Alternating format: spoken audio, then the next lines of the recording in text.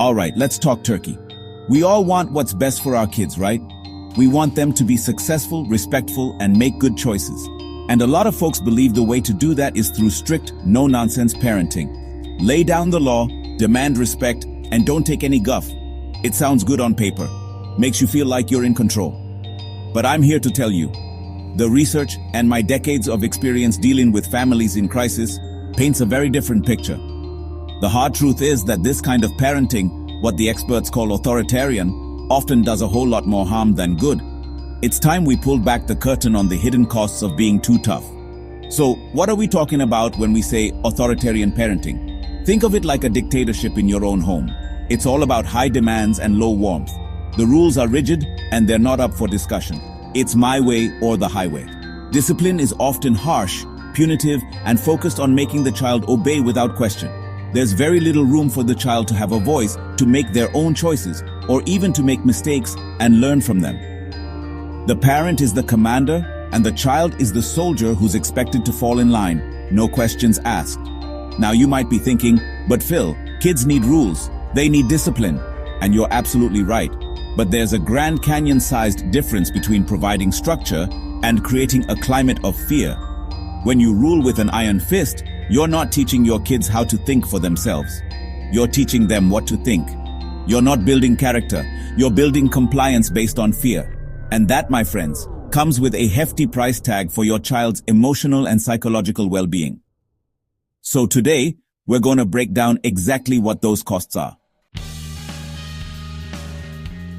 Let's get right to the heart of it. When a child lives under the constant pressure of perfection, always walking on eggshells, afraid of making the slightest mistake, what do you think that does to their little mind? It creates a breeding ground for anxiety. Every test, every social interaction, every chore becomes a high-stakes event where failure could mean harsh criticism or punishment. They're not just worried about getting a bad grade, they're terrified of the fallout. This isn't healthy motivation, it's a constant state of high alert, and that is exhausting. That fear doesn't just go away, it gets internalized, becoming a permanent voice of anxiety that follows them everywhere. And where anxiety lives, depression is often the next-door neighbor. Think about it. If your world is defined by what you do wrong, if you're constantly told you're not good enough, if affection is withheld as a tool for control, you start to believe it. You start to feel helpless and hopeless. The joy gets squeezed out of life because nothing you do ever seems to be right. This isn't just a case of the blues. We're talking about a heavy, persistent sadness. This kind of environment teaches a child that the world is a critical, unforgiving place and that they are fundamentally flawed. That's a direct pipeline to serious mental health struggles down the road. Every child is born with a need to feel valued, loved, and competent. A child's self-esteem is like a bucket, and it's the parent's job to help fill it with encouragement, praise, and unconditional love. But in an authoritarian home, that bucket often has a hole in the bottom, and the parent is the one who drilled it. When a child is constantly criticized, when their accomplishments are dismissed or met with, "You could have done better," and their mistakes are magnified, what message are they receiving? They're learning that their worth is conditional and that they, in their natural state, are simply not enough. They're not getting any positive reinforcement to build on. This creates a deep and persistent feeling of inadequacy. They look in the mirror and they don't see a capable, lovable person. They see a collection of flaws and failures. This isn't just about feeling bad about one thing. It's a core belief that they are fundamentally unworthy. They carry this low self-worth with them into the classroom, into their friendships, and eventually into their adult relationships and careers. They become their own harshest critic because they've had a master teacher showing them how it's done for their entire lives. You're not toughening them up, you're breaking them down from the inside out.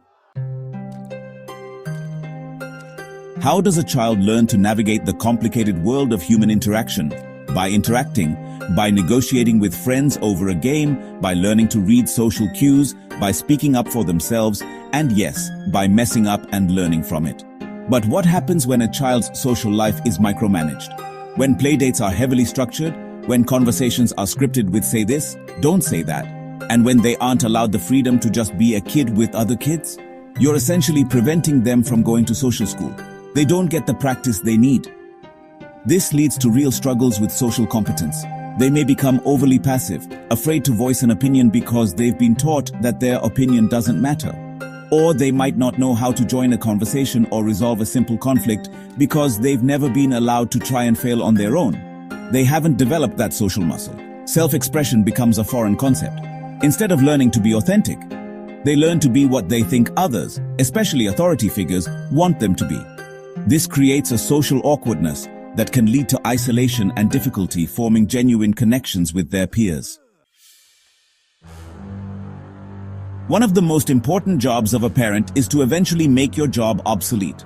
You want to raise a child who can function as an independent adult, who can make sound decisions and manage their own emotions and behaviors. But authoritarian parenting does the exact opposite.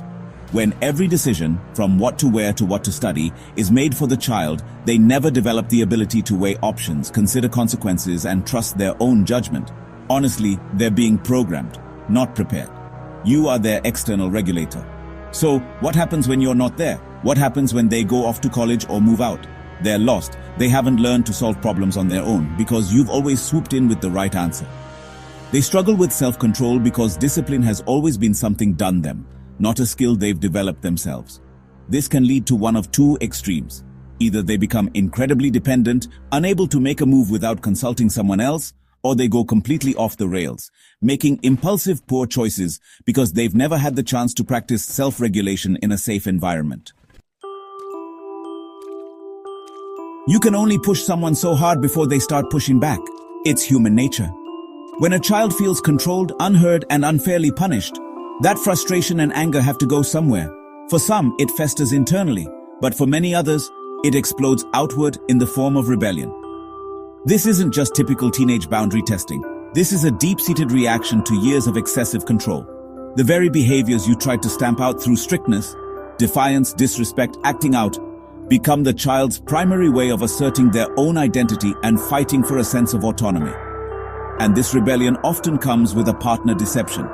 If a child knows that telling the truth about a mistake will result in a harsh, unreasonable punishment, what are they motivated to do? They're motivated to lie. They become masters of sneaking around, of hiding things, of presenting a compliant face while living a secret life.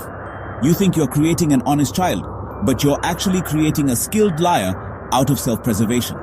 This isn't a character flaw in the child. It's a predictable outcome of the environment you've created.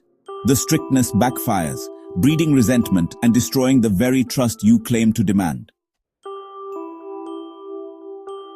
Now this one's gonna sound backward to a lot of you. Strict parents are often laser-focused on academic success.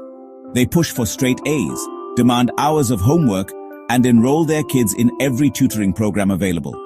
The intention is to create a high achiever. But here's the paradox. That relentless pressure can actually lead to academic outcomes in the long run. When learning is framed as a high-pressure performance with dire consequences for failure, it stops being about curiosity and discovery. It becomes a chore, a source of anxiety, something to be endured rather than enjoyed. This pressure cooker environment can lead to burnout, even in young children. They lose their intrinsic motivation to learn. Why explore a topic you're interested in when you're forced to spend all your time drilling flashcards for a subject you hate? This negative association with learning can last a lifetime. Instead of fostering a love of knowledge, you're fostering a fear of failure. So while you might get good grades in the short term through sheer force, you risk creating a student who is disengaged, uninspired, and who ultimately performs below their potential because the joy and curiosity have been completely extinguished. Let me ask you a question. Who do you go to when you're scared, when you're hurt, when you've made a terrible mistake? You go to someone you trust, someone you know loves you unconditionally, someone who feels safe. A parent should be that person for their child. But in a strict authoritarian household, the parent is often the source of the fear and hurt. When communication is a one-way street from parent to child, and there's no warmth or emotional connection, you don't have a relationship. You have a hierarchy. You have a power dynamic.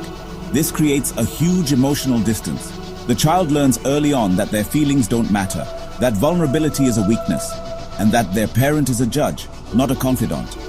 This lack of warmth and open communication breeds mistrust.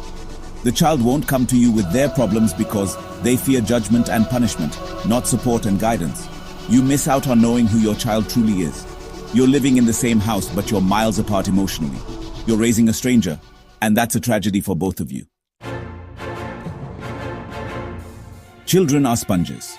They learn more from what we do than from what we say. If a child's primary experience with problem solving at home involves yelling, harsh physical punishment, and asserting power over someone smaller and weaker, what are you teaching them? You're teaching them that aggression is an acceptable way to deal with conflict and get what you want. You're modeling that might makes right. You can tell them, don't hit or use your words all day long, but your actions are screaming a much louder, more powerful message. It's no surprise then that numerous studies have found a clear link between harsh, punitive parenting and increased aggressive behavior in children. They take the lessons they learn at home out into the world. They may be more likely to hit other children on the playground, to bully those they see as weaker, or to have explosive, angry outbursts when they don't get their way. They are simply reenacting the power dynamics they live with every day. You're not teaching them discipline. You're teaching them how to be a bully, and that's a cycle that can be incredibly difficult to break. In a healthy home, a child develops an internal sense of worth. They know they are loved and valued for who they are, not just for what they do. But when positive reinforcement is scarce, when love and approval feel conditional upon performance, a child can become starved for validation. They don't have that internal well to draw from, so they are constantly looking outside of themselves for proof that they are okay, that they are good enough. They become addicted to praise, not because it makes them feel proud, but because it temporarily quiets the anxious voice inside that tells them they're worthless. This creates a person who is perpetually seeking external validation.